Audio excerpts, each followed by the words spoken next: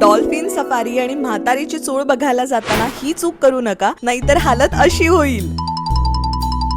पर person 300 ते 400 रुपयामध्ये sharing बेसिसवर किंवा प्रायव्हेट बेसिसवरही तुम्ही ही राईड निवती बंदरावर घेऊ शकता. निघताना सुरेख लोकल नाश्ता मिळतो, पण तो आल्यावरच करा, नाही तर पुन्हा तेच सी सिकनेस.